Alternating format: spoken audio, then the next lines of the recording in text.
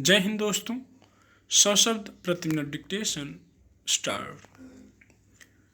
आम तौर पर स्वाधीनता दिवस को लाल किले की प्राचीर से प्रधानमंत्री सरकार की उपलब्धियों और भविष्य की योजनाओं पर बात करते हैं, मगर इस बार उन्होंने इस परंपरा को तोड़ते हुए देश के सामने कुछ ऐसी बड़ी चुनौतियों को रेखांकित किया जिसे लेकर विपक्ष की भ्रिकुटी कुछ तन गई है।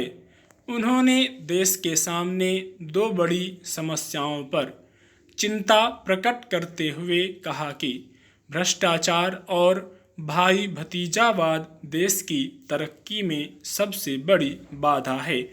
स्वाभाविक ही इससे लोगों का ध्यान कांग्रेस की तरफ गया, मगर प्रधानमंत्री ने स्पष्ट करते हुए कहा कि जब मैं परिवारवाद की बात करता हूं तो लोग इसका अर्थ केवल राजनीति तक सीमित कर देते हैं, जबकि यह प्रवृत्ति देश की तमाम संस्थाओं में अपनी जड़ें जमा चुकी है।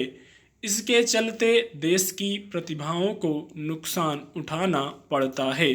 प्रधानमंत्री के इस बयान का स्पष्ट संकेत है कि सरकार भ्रष्टाचारियों के खिलाफ सख्ती जारी रखेगी। दूसरे, राजनीति में परिवारवाद की वजह से देश की तमाम संस्थाओं में जो यह प्रवृत्ति अपनी पैठ बनाए हुई है, उसे समाप्त करने की कोशिशें होनी चाहिए, मगर यह कैसे होगा इसका नक्शा अभी स्पष्ट नहीं है। भ्रष्टाचार पर तो सरकार का प्रयास नजर आता है, मगर राजनीति और संस्थाओं में भाई भतीजावाद समाप्त करने के लिए वह क्या कदम उठाएगी, देखने की बात है। राजनीति में परिवारवाद अब पुरानी प्रवृत्ति बन चुकी है। इससे निजात पाने की बातें तो लगभग हर दल करता है, मगर इस दिशा में व्यावहारिक कदम कोई नहीं उठाता।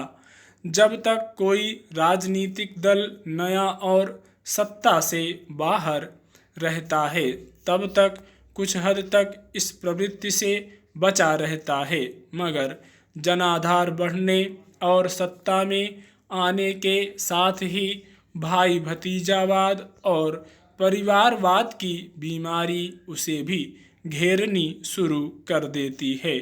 इस प्रवृत्ति की शुरुआत बेशक कांग्रेस में हुई थी, पर अब शायद ही कोई दल इससे अछूता है। कई क्षेत्रीय दलों में तो परिवारवाद इस कदर हावी है कि सारी पार्टी जैसे एक ही परिवार के लोग मिलकर चलाते हैं।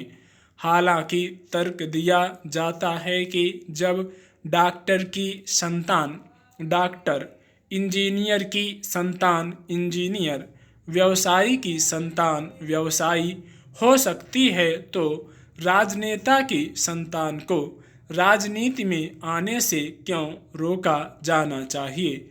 मगर राजनीति और पेशे में फर्क करना होगा। राजनीति लोगों की सेवा के संकल्प के साथ शुरू की जाती है और लोगों की अपेक्षा भी यही रहती है कि उनका प्रतिनिधि उनके हक के लिए काम करे। मगर देखा जाता है कि बड़े नेताओं के बच्चे राजनीति में आकर पिता के रसूख से चुनाव जीतकर मंत्री पद तक पहुंच जाते हैं। राजनीति में पनपी इस प्रवृत्ति से दूसरी संस्थाएं भी अछूती नहीं रह पाती, क्योंकि आखिरकार उनका संचालन राजनीति यानी सरकार ही करती है। अनेक सरकारी संस्थाओं, खेल संघों, आयोगों आदि में सत्ता पक्ष के लोगों की संतानों को काबिज देखा जा सकता है। बहुत सारे बड़े ठेके राजनेताओं की संततियों को मिल जाते हैं। वही परामर्श देने के नाम पर देसी विदेशी कंपनियों से शुल्क के रूप में रिश्वत लेकर उन्हें सरकारी योजनाओं में हिस्सेदार बनाते रहते हैं। इस तरह भ्रष्टाचार की परत दर परत बनती चली जाती है। स्टॉप।